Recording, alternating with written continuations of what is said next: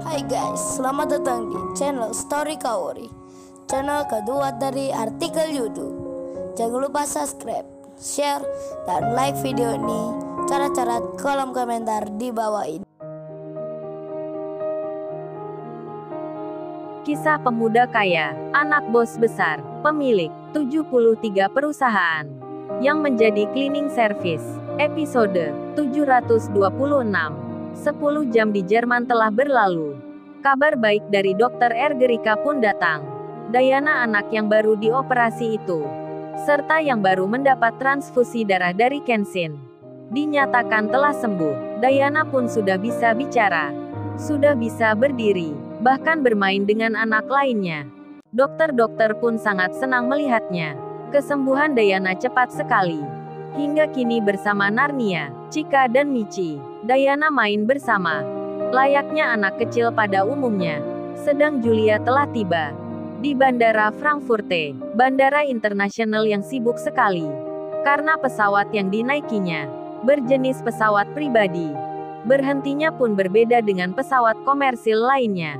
Begitu pula jalur jalannya. Julia pun lalu melihat pemandangan yang tak disangkanya, yang tak ingin dilihatnya.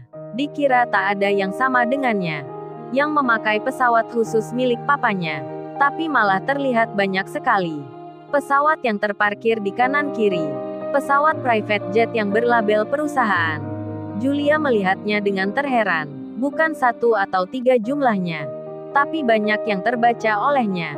Pesawat yang datang dari negara-negara seperti Inggris, Italia, Jerman, Kanada, Prancis, Belanda, Amerika, Rusia, dan masih banyak lainnya, yang ada di sini semua. Julia lalu bertanya pada papanya, "Pak, kok banyak pesawat mewah di sini? Pesawat-pesawat perusahaan dari berbagai negara. Memangnya ada apa, Pak? Apa mereka juga berkunjung di tempat ini?" Papanya pun menjawabnya, "Papa juga belum tahu Julia, karena papa tak sering ke sini. Tapi kemungkinan mereka tamu-tamu negara, atau tamu-tamu presiden di sini.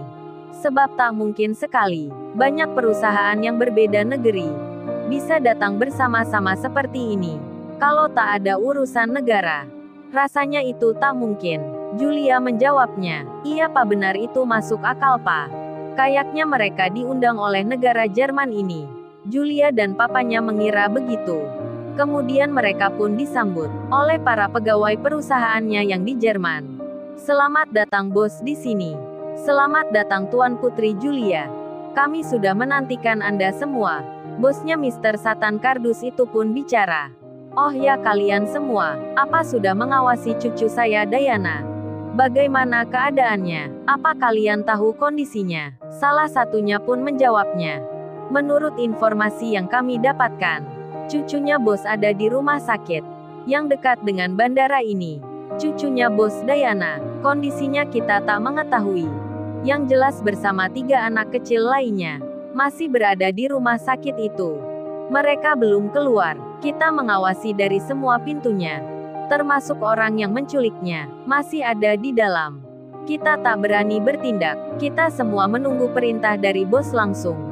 Gimana apa bos berkenan kalau kita semua masuk ke rumah sakit itu untuk menangkap orang yang menculik Diana?" Pak Satan Kardous menjawabnya, "Jangan, kalian tunggu saja di luar. Ini saya sudah membawa bodyguard dan para jenderal polisi. Biar saya sendiri yang menangkapnya. Akan membawanya ke Australia." "Oh ya, apa kalian sudah mendapatkan kabarnya? Mendapat informasi tentang orang yang menyuruh pemuda itu? Biar sekalian kita akan meringkusnya." Anak buahnya pun menjawabnya, "Oh ini bos, kita sudah mencari tahu tentang hal itu. Tapi sepertinya salah satu pengusaha yang punya pesawat di sini adalah atasan dari pemuda itu." Pak Satan Kardus bertanya, "Terus apa kalian sudah tahu orangnya? Pengusaha dari negara mana maksudnya? Nanti kalian tunjukkan lebih jelasnya, biar sekalian kita menangkapnya. Karena sudah berani bermain api, maka harus siap terbakar dirinya. Jangan panggil Mr. Satan ini. Kalau orang itu tak bertekuk lutut nantinya, perusahaannya akan saya bangkrutkan. Bisnis-bisnisnya akan saya hentikan." Julia pun ikut bicara, "Oh ya, kalian apa sudah masuk ke rumah sakit itu? Melihat laki-laki yang menculik Diana. Apa kalian tahu? Sekarang dia bersama siapa di sana? Salah satu anak buah papanya pun menjawabnya. Oh, itu Tuan Putri Julia. Tadi malam saya melihatnya. Dia masuk ruang operasi untuk mengobati tangannya yang terluka. Saya lihat dia sendirian, Tuan Putri Julia. Tak ada orang bersamanya. Tadi pagi pun pemuda itu tak terlihat lagi. Julia pun menjawabnya. Kalau tak terlihat mungkin sudah mati dirinya. Lagian untuk apa tangannya dioperasi segala? Nanti juga akan aku patahkan. Oh ya Pak, lebih baik kita masuk rumah sakit itu sekarang. Untuk menangkap pemuda cleaning service yang menyamar itu. Julia sudah tak sabar ingin menampar mukanya. Ingin memukul wajahnya. Oh ya, kalian apa tahu juga tentang banyaknya pesawat-pesawat perusahaan yang landing di sini? Siapa mereka ini? Ada apa memangnya di sini? Salah satu orang di situ menjawabnya. Oh, ini Tuan Putri Julia. Saya tadi sempat bertanya pada petugas bandara di sini mengenai apa yang Tuan Putri Julia tanyakan. Mereka ini adalah bos-bos perusahaan besar yang ada di negaranya masing-masing. Katanya ke sini mau melihat seseorang. Seseorang yang dirawat di rumah sakit itu. Petugas bandara pun tak tahu siapa orangnya. Papanya Julia pun berkata, oh itu mungkin pejabat penting di Jerman ini yang mengenal mereka, atau relasi bisnis antar negara. Jadi kalau disimpulkan, salah satu dari pengusaha itu adalah bos dari pemuda tersebut.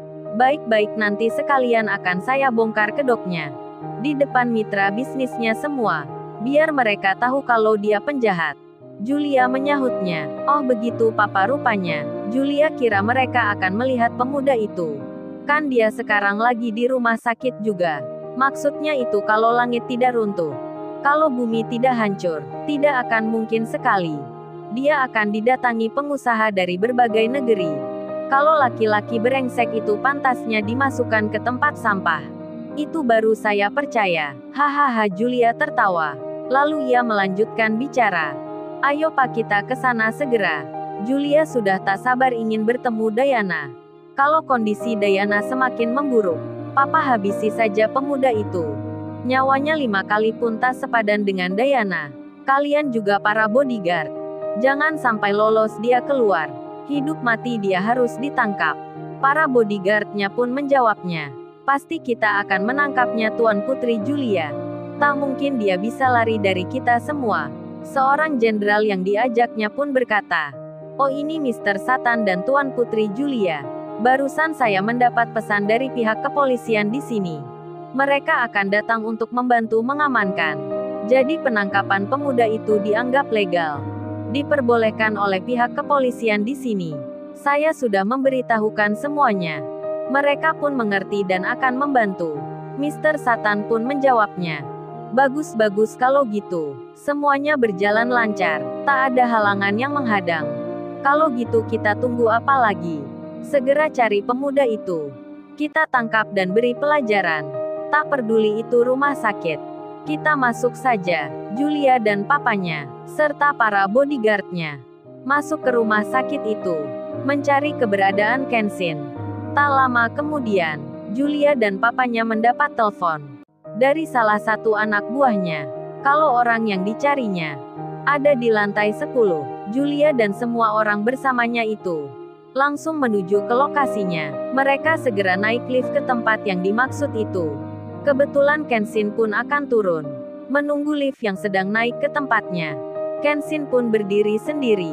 Sesaat kemudian, tibalah Julia dan papanya, serta orang-orang yang bersamanya, telah sampai di lantai 10. Pintu lift pun terbuka. Di waktu bersamaan juga, Kenshin ada di situ. Di depannya Julia. Julia melihatnya, langsung berjalan maju dirinya, dengan muka marah dan emosi. Julia menghampiri Kenshin dan berkata, "Fuck you, you bad person. Kurang ajar kamu pria yang brengsek. Ini hadiah dariku, terima ini." Kenshin ditampar Julia dengan begitu kerasnya. Lalu, bagaimana kisah selanjutnya? Subscribe channel ini untuk episode berikutnya. Terima kasih. Jangan lupa ya guys, untuk kelanjutan ceritanya ada di channel Story Kauri. Jangan lupa subscribe ya guys, dan tekan notifikasinya.